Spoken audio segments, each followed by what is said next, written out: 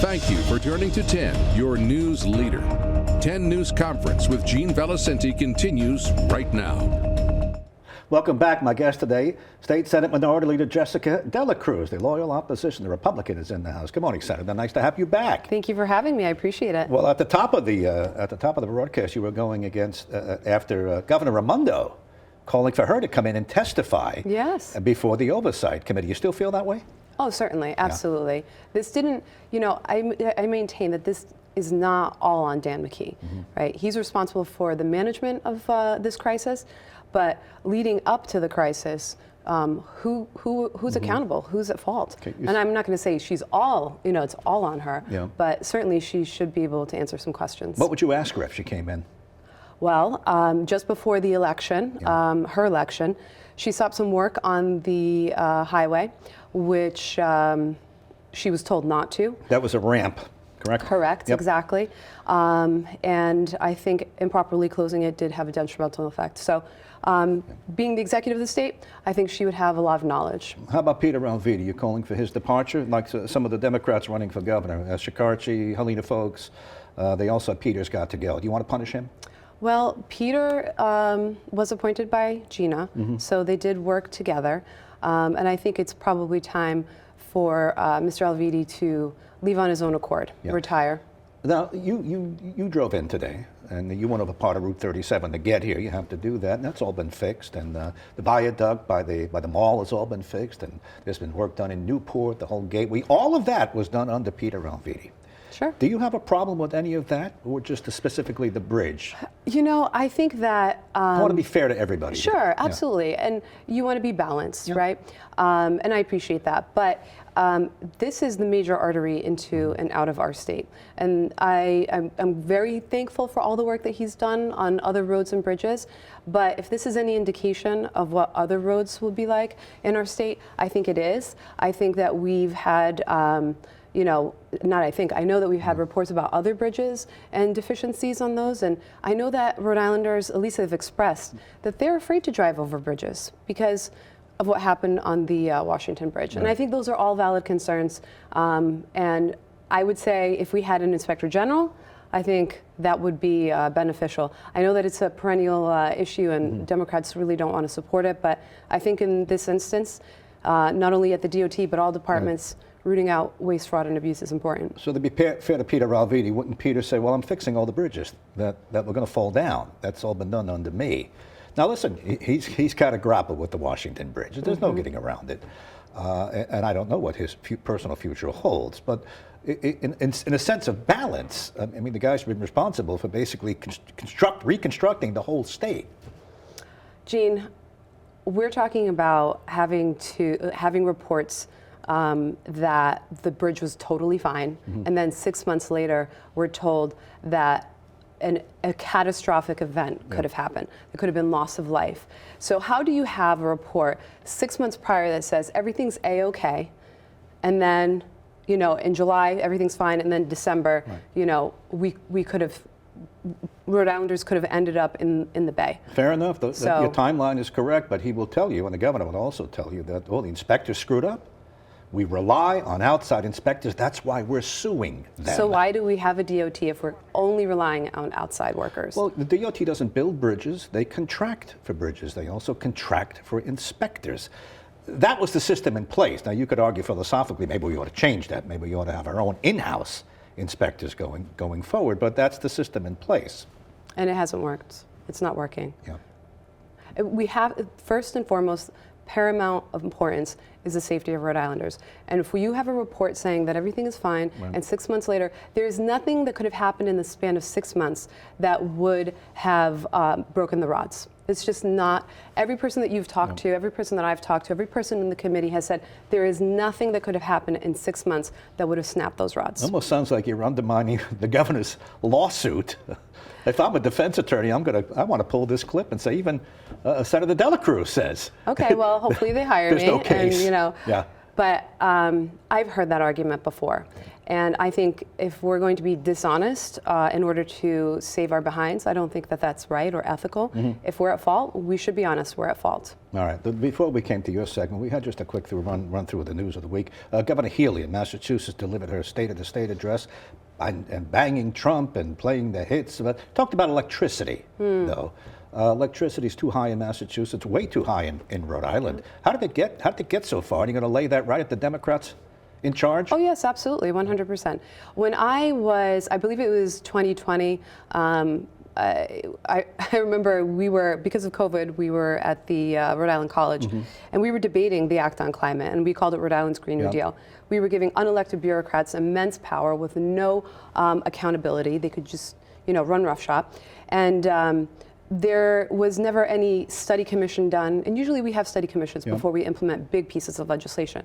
Well, just recently, this year, a study commission has been brought together, and I thought to myself, how do you have a study commission after the fact? You study these points and these facts beforehand. It's almost like when Nancy Pelosi said, well, we don't know what's in the bill, we got to pass it, and then we'll find out what the impact is. No, that's not what we do. We're hurting Rhode Islanders. Gene, if I asked you if you could save 25% on your bill, would you say, yes, I would want that? Yes. Tell me how to do it. Sign me up. Absolutely. Right. You know how you do that, Gene? By repealing the Act on Climate. Now, Republicans get a bad rap for being, anti-green energy.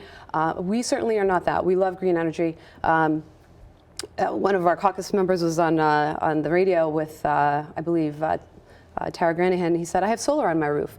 We're not against green energy, but the metrics and the timelines that we've set forth are just not realistic. Just one antidote is I was talking to a business owner. She said, Jessica, and mind you, she's a minority-owned business. She's an immigrant to this country. She opened up a florist shop, and she said, I have paid $300 a month. Now I pay $800 a month. You would think that she had like a full-scale bakery in the back, but she has a few refrigerators. How can you justify going from $300 to $800? It's not just her. It's families, elderly, everybody. Well, listen, the legislature passes a lot of fees, and that was all done under the Democrats. To be fair, the Republicans were sitting there, but they pushed this through, and even the electric company boss will tell you that it's all fees. Just before we go to a quick break, would that include, if you had your way, would you pull the plug on offshore wind? Well, is that a boondoggle like the president says? I think that the projects that are already in the hopper, that are almost completed, 90%, more than 90% done. They're going to be completed. But any new projects, we need to pull the plug. We're not there yet. Will we get to a point where we're going to be using wind and solar? Sure. I definitely see that sometime in the future, very far down the future. But right now, it's just not realistic. The argument is it's actually more money for that power that's going to be generated. Listen, you can argue this back and forth the whole show. But the electric company, RI Energy, will tell you, we don't care where it comes from. You make us buy it from that source and others. All right, Jessica Dela Cruz is going to stay with us for one more segment. This is 10 News Conference.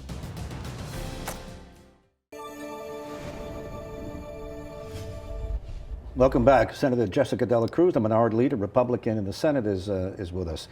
You're not running for governor? No. I had a little door here when I asked Joe Sicarci. I know. Did you bring it? No, I gave it back because he gave me an answer. You're not running? No, but, It might have been a strong candidate. Why not? There are several factors, but I had emphatically stated no, that I was not going to, and after that, I think that was about in February.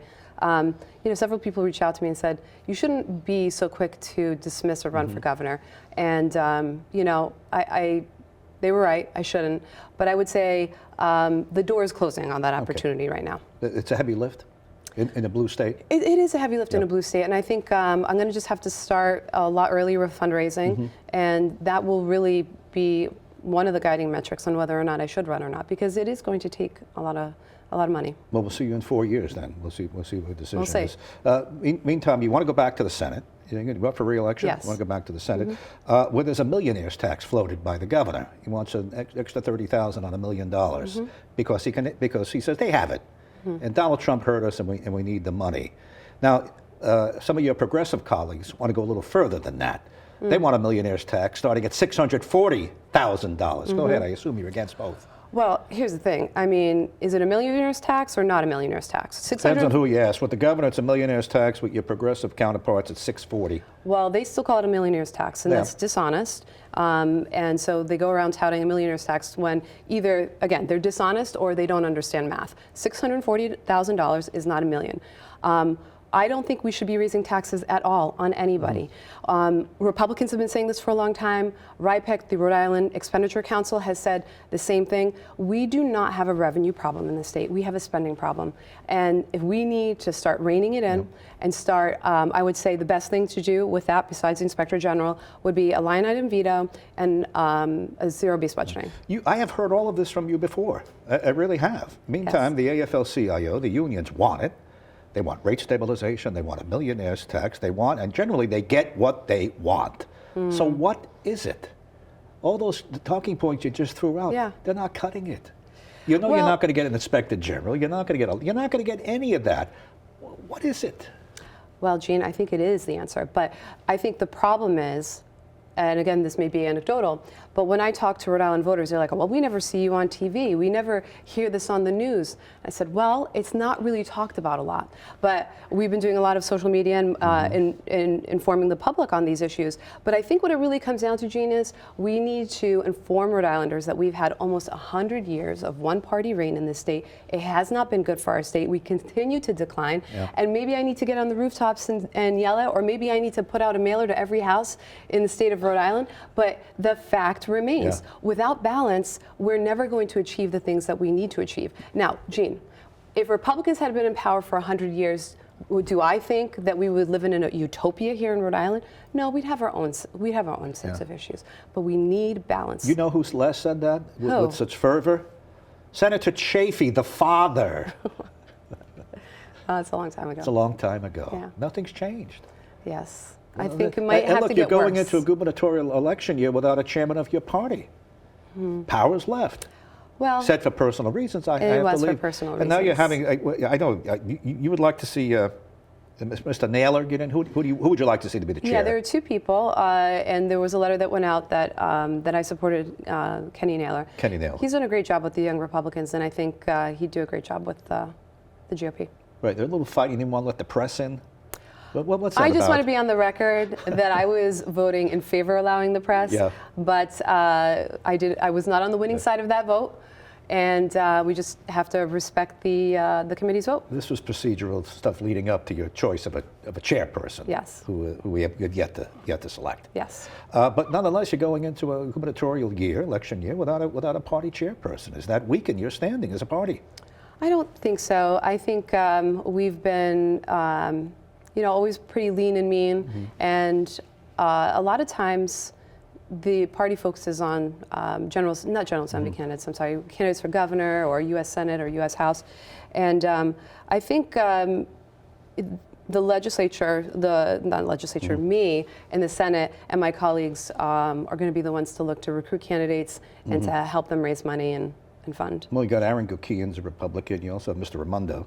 You may have a primary for governor in the end. You have some other candidates too, including John Laughlin for lieutenant governor. Let's do a quick lightning round. Sure. With the time we have left. Peter Alviti just told me truck tolls are coming back early next year for everybody. Doesn't matter what license plate is on the truck. We've yet to get the date and the pricing. What will be your input on that?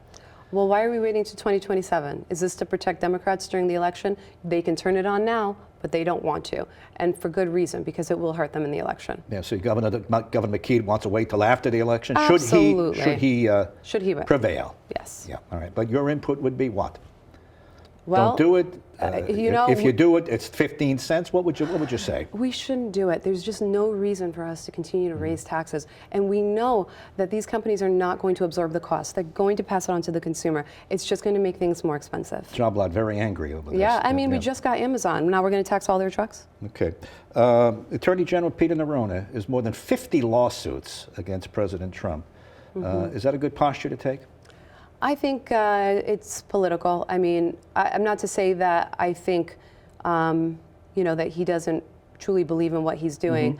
But By the way, he's been successful with Sure. with a good portion of them. But if you keep swinging, then you're gonna hit some home runs. But we also have to understand the district in which we're in, Yeah. and which so I feel like the cards are stacked against the president, especially here. Before we came on, you said last time you and I chatted about ICE, it got you a protest at one of your fundraisers. ICE is Yeah. back in the news. Do you support what ICE is doing in Providence? Well, what I said last time I was on the show, and I maintain the same position, is if you're here illegally and you've committed a crime, there is no place for you here. It's time to send them back home. Yeah. And that's not a controversial position. And I think anybody who says that that is, somehow unjust and mean and uncaring simply does not care for their fellow man. If you're a criminal and you're here illegally, you need to be deported back to your home country. There's just about 20 seconds left. Are you concerned that President Trump may cut off federal funding for Rhode Island because he sees it 100%. as a sanctuary state and Providence is a sanctuary city? Do you believe that's real? February 1st. Absolutely. And I wouldn't be playing chicken with the administration. Every federal dollar comes with strings attached. Yeah. If it's money for rural hospitals, if it's money for infrastructure, whatever it is, there's always strings attached. And it's so disappointing to me that leaders in this state are obstructing justice. Would you call him up if you had the opportunity? As a Republican, not many of you, would you call the president and say, you're going to hurt us? I know you're mad at them, you hurt us. The music is playing 10 seconds. We're hurting the people who are here illegally, who are in the shadows. We're being taken advantage of because they're not being paid, minimum wage or higher. We don't want people living in the shadows. We're hurting them when we do that.